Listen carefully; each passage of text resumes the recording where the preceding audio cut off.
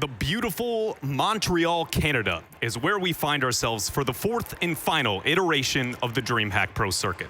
And though the circuit may be nearing its end, the evolution and action in the scene is anything but. Of course, we have North America, Europe, and Oceania being represented here, but for the second time ever, we have Sam being represented, and for the first time ever, we're going to have Asia being represented at DreamHack Montreal. And of course, with so many players down on the pitch, we need another set of eyes. We are going to be introducing coaches as well here at DreamHack Montreal for the first time ever. Hello and welcome. I am your host, Wade Dreadnought Penfold, and there's a lot of exciting action to be talking over throughout this weekend, and I have none other than Gibbs and Turtle. Guys, how's it been? What have I missed? What's been going on? It's been a while, man. It's been 2 months since the last DreamHack. I miss Dread over here. Yeah, I mean, I miss the Wade Dreadnought Penfold, the slow slogan, dude. I've been trying to go to sleep, and whenever I try and I can't, I just think about the phrase Wade Dreadnought Penfold, and it just helps me get to sleep. So soothing. It's been 2 months, and I've just missed you, man. Thank you very much. I have missed you guys as well, and the scene has had a couple of, I guess, bumps, if you will, in terms of adjustments with things like Beyond the Summit going on. But for anybody who maybe hasn't kept track of DreamHack last time going into Montreal here, what did we miss? Basically, the last DreamHack was a honeymoon after the World Championship, right? I felt like a lot of teams maybe took a little bit of time off and we're slowly getting into that vacation time for the offseason. But now we're on the complete opposite side where we're 1 month away from Season 8 of the RLCS. So everyone wants this tournament to be that tournament to help them grow and get ready for the RLCS. Exactly. Yeah, the atmosphere is completely different right now. We're seeing what we can, get a little glimpse of what we're going to see in the season upcoming. Everybody is trying to get that, nudge ahead, try and figure out their rosters and get this chemistry going right before the season starts. And there's so many new rosters as well that we'll talk about throughout the day, like as we see these teams. But it's about, do these rosters work? And if they don't this week, well, you have 1 month left to figure it out. Well, on the note of which rosters are going to work and not work here, we're going to go ahead and bring up the group so you at home know all the rosters performing here today. But what are some of those, number one, big names that have had adjustments and maybe some of those middle-of-the-pack squads I should be looking out for? So I am looking at TSM and Barcelona. So Barcelona, the MVP on their team was Alpha, the MVP of the season. He moves over to TSM, and I think that is going to do wonders for TSM. So we'll see how that plays out, but we just don't know yet. We haven't seen these guys on the field. And we're talking about, roster adjustments, but we actually have additions, like you said, Dreadnought. This is the first event ever where we have coaches being present on the stage, and Cloud9 have an addition of Fireburner, one of the most instrumental and fundamental brains we've ever seen in Rocket League. He is coaching them. We're going to see what kind of element, coaches in general can add, but having Fireburner on that Cloud9 roster is deadly. And that's going to help Cloud9 a lot, because lately, Energy has had their number. Well, now all of Energy's secrets, Fireburner knows all of those, so we'll see if that plays out. Yeah. But also, normally I want to see, international matchups at DreamHacks, but not this time around, because we're 1 month away from RLCS. I actually really want to see Europe battle Europe or NA battle NA just to see where they're at. But, of course, we can't forget about South America with Lotus. We can't forget about OC. And, of course, Asia. Yeah, speaking of regions, we got Asia coming in. The first representation from Asia, we got 1NE. They are going to be incredibly fun to watch. I'm so excited. Everything they bring to the table is different because it's a new region emerging. We've seen Sam come in. It was so fun to watch and see where they were at the game. Now we get to do it all over again here in Montreal. And I think it's going to be super interesting based on the fact that though they are representing both from, as a team from Asia, they are not all from the same country, right? And the fact that we have 2 Japanese, I believe, and then 1 Malaysian player, which is going to, I think, create a cool kind of interesting dynamic, not only linguistically and comms-wise, but also culturally for them to, on the pitch and how they perform. But so far, these guys are the top dogs from Asia, and that's why 1NE, they have sent them over. They have a thing that goes on bi-weekly called The Clash. 3-time winners, back-to-back-to-back, 1NE Glory Stone, they are called down there. So they're coming over as that best team for Asia, the one that could make some noise, and I don't think anyone really expects it. But they're here to have fun. They're here to get that experience and play all these top teams. Yeah, it's possible. We got, players like Realize, who's coming from, a big community. He has a pretty solid following right now. I've seen so many videos on all social media forums from this dude coming in, and every single time, all the mechanics that this man can hit are above the level I would completely expect. They're on, par with some of the best in the world. Realize, for me, is the highlight player to watch. Yeah, everything about 1NE esports, I think, is very, very exciting for us here to see what do we get on this world stage from them for the first time ever. But it's also exciting for 1NE themselves. And luckily, we are able to sit down and hear some of their thoughts about what it means to represent Asia for Rocket League.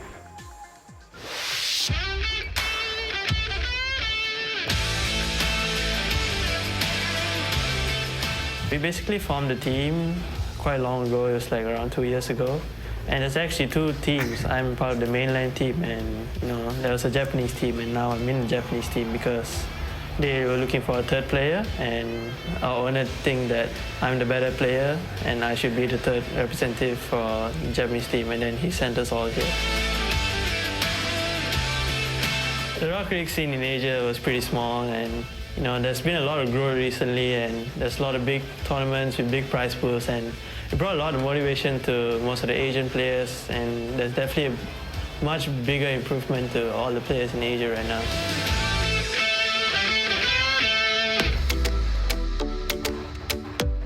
Being here in Montreal is amazing. I mean, I can't believe it at all. To represent the entire region of Asia, it's a bit nerve-wracking because being the first player to represent Asia is like something huge, and everyone's rooting for you from Asia, and just can't believe it.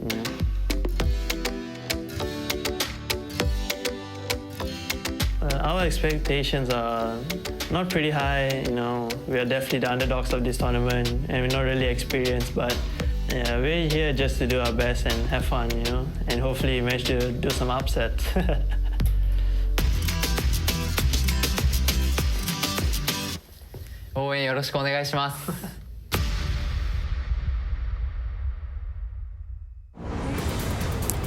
They're here to prove themselves here, and down on the stage, it is none other than the Asia representatives of 1NE. And this is why 2019 Rocket League is the best. We have 4 DreamHacks for reasons like this, where teams that are maybe coming from a brand new region or just locals that get to play against pros that they idolize. And here's their chance. Here's the chance for Asia to prove that they're here to play. Now, again, no one expects a lot from them because they don't have a pro scene over there. So it's hard to develop a scene when there's no money involved, right? Like all these guys have to go to school or have jobs, while teams in NA and Europe are like, hey, this is our full-time gig. So it is definitely a big leap for these guys, but I think they're ready. And the experience they can get here going up against these top-tier teams is priceless. They are going to learn so much from this, and honestly, they could make a run. Like you said, not a lot of expectations, but DreamHack is known for having some kind of magic in the air. Huge shout-out to 1NE to send these guys over, though. It's going to be such a great experience, and they're here to have fun, and it's so cool that we get to see them open up DreamHack. Yeah. And for anybody wondering, why do I have this 4th nameplate panel? Again, this is what we were talking about. This is our coach on the stage here for 1NE. And again, for every roster that has that, they have the opportunity to be down there on the stage, provide a little bit of in-game feedback in between games, I believe. Yes, it's only during the 1-minute breaks that they can actually talk to the players. So they can watch, obviously, the 3 monitors and see how the players are going, but they cannot talk to them until that 1-minute break. And on the other side, the newly picked up Mouse Sports, a lot has been with Mouse Sports before. He's brought over the org to join the Bricks, and obviously these guys are showing up at DreamHacks. And of course, we've got a lot in Speed, the dynamic duo. But the highlight of this thing is Cooks are always in the middle of these guys. You'd think Speed and a lot would be the energizers of this group, but Cooks here, if you watch the camera, he'll pop off, he'll score. Even if he wins the series, he will explode off the chair. Cooks here is so clutch. That's my one main worry, though, is if they get a little too excited, like at the last DreamHack where they broke PCs because they got too excited. But Speed and a lot, they bring that energy, and Cooks here, he's just so determined to be the best. It's going to be a lot of fun to watch these guys. Yeah, I think it's a pretty big task as well, looking from 1NE's perspective, to be going up against not only a team as respected as Mouse, even especially with that man behind them, Lethamir, but to go up against that and then again, legends like that of Cooks here, I feel like this is such a, holy cow, if you were going to make a mark, this is a great place to do it. Yeah, these guys were great before they brought in Coach Lethamir, but Coach Lethamir, he's going to do wonders for these guys. He's so intelligent, so smart, and he has history with Cooks here before at the Season 6 World Championship. He helped them out there, so a lot of experience there between Cooks here and Leth, and we'll see if it helps him Adding more. coaches to this stage is so huge for me. I can't express go into detail. I want to hear this. Okay, so in between matches, right, especially with losing, it's so hard to have, you need a team who has a player who's, that lead, that role captain, especially in Rocket League. It's so fast-paced.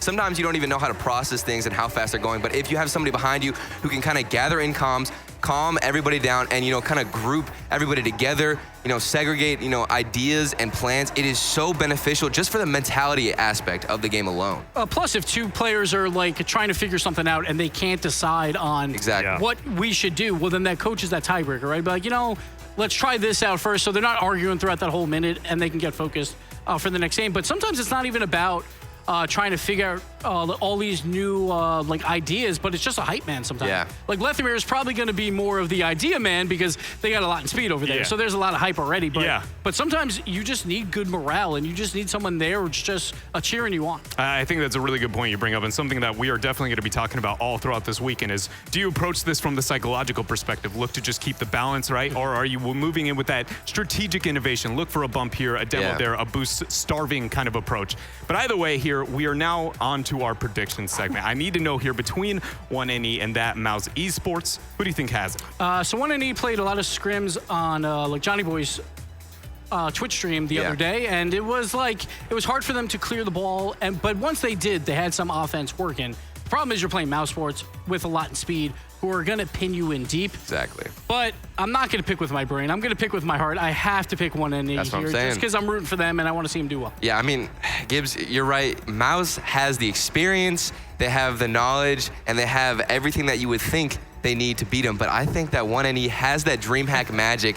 There's something in the air here that makes everything at DreamHack go crazy. Tournaments are always wild. I think 1NE are going to take this one. You know, and the one thing that keeps me on that side as well was Misty, man, talking about how humble and realistic they were with their goals and where they sit within this tournament. And we know that at DreamHack, there's probably no other better mentality than just not caring and showing up. And that is the one thing I'm afraid is going to work really well for their side. So the one positive I have is like, oh, we're pretty nervous coming into here, but usually when teams are nervous, they're way more nervous on camera when they have to talk. Yeah. When they play Rocket League, it's not that bad. He didn't seem nervous at all throughout those interviews, so I think they're ready. Yeah, I think they're just happy to be here, and that's the best atmosphere and attitude to approach it, like you said, Dreadnought. As long as they can just come in and be calm and just have fun and enjoy the experience while they can, they're going to play the best Rocket League they can. And it seems like there's quite a bit of fans at home there, considering the fact that we are a pretty competitive poll already starting out today. Happy to see these seems like fans at home looking to see if Asia can really make a dent here. Yeah, but they went with their brains, just barely. Just brains slowly. won out just by a They little saw bit. Lethamyr back there and they're intimidated. Yeah, they're like, that's how oh it is. man, now it's Kinda even like, better. Ooh. Now they got Lethamyr back there, a little bit scared. And on the note of Lethamyr, because I want to bring him more still on that kind of scope of the coach conversation, do you guys personally believe that he is going to be less on that personality front, and you think that he's going to be a more strategic, or just because, again, the hype man situation is why that is the case, or is that a strength of Lethamyr and that's why we depend on it? Yeah, but I don't think he'll be the hype man. He's going to be trying to figure out what's going on the other side. But that's what he did on Ghost Gaming. But it was hard to do both at the same time, right? It's hard to play and then also try and figure out how do we win while trying to tell your other players that are on the field with you what to do. And sometimes there's a lot of maybe some conflict there. So we'll see how this fourth perspective works, but it should work out. I think he fits the coach role perfectly. I think Lethamyr has been a player in the community who has been building a representation and just I guess character, you would say, of somebody who is very articulate with how he plays the game, how he perceives it. It's very unique, and I feel like as a coach, you can't have a generic mindset coming in. You got to add something new and unique, because these players can kind of coach themselves. If you come in as a coach and you can bring something new to the table and something fresh for the players that you're coaching, that is what's going to make the difference. And that is the one huge thing, is the respect, right? Like some of these coaches might not get that respect. Lethamyr will. He's been in the RLCS forever, so he will definitely get the respect. Yeah, I very much agree with you guys there, and the impact that the respect can have towards the rest of the roster, and definitely going to be earned there for Lethamyr. But we are ready to get our first series here at DreamHack Montreal underway. But first,